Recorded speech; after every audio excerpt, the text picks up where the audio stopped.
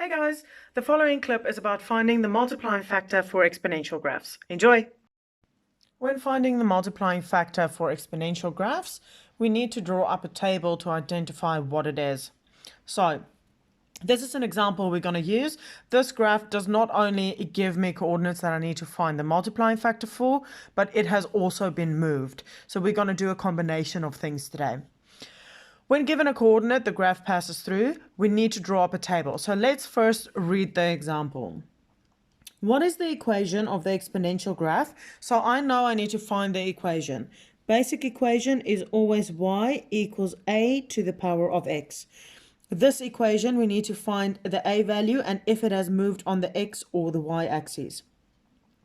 This graph has passed through 0 and -3, 1 and -1, 2 and 5, and 3 and 23.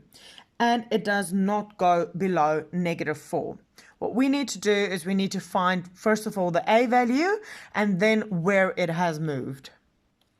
So the first thing we're going to do is we are going to find the a value. The way we do that is we need to draw up a table. In this case, if we don't have the a value, we need to have 3 columns. So we're going to have the x values of my coordinates, we're going to have the y values of my coordinates, and then we're going to have the difference between the y values. This is the important part because the difference is how we identify what the a value is. So let's get going finding the difference between the y values. So when we find the difference, we can see that it goes up 2, 6, and 18.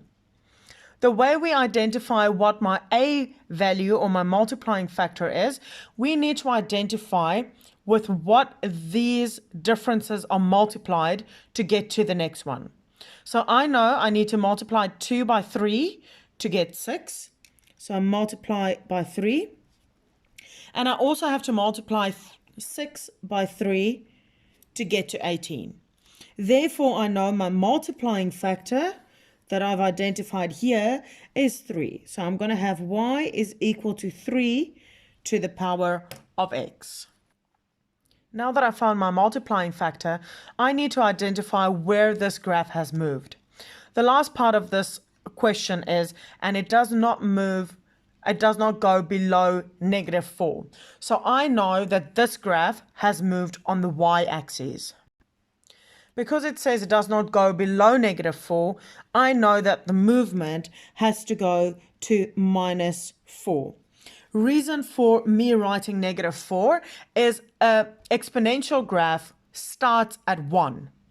It never goes below the x-axis, which means it never goes below 1 unit lower than my vertex.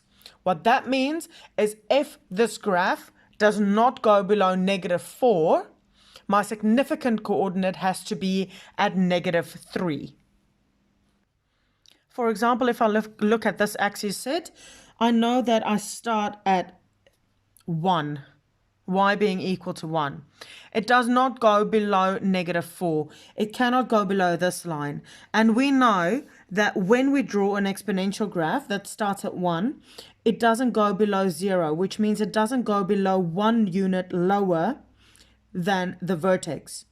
If it cannot go below -4, it would mean that my new vertex coordinate is at -3 because it's not allowed to go below 4. So my drawing will be up there. How many units did I go down from 1 to -3? I went down 1, 2, 3, 4. Therefore, the movement on the y-axis is -4. And that is how you find an equation, finding the multiplying factor and how far it has moved on the y-axis.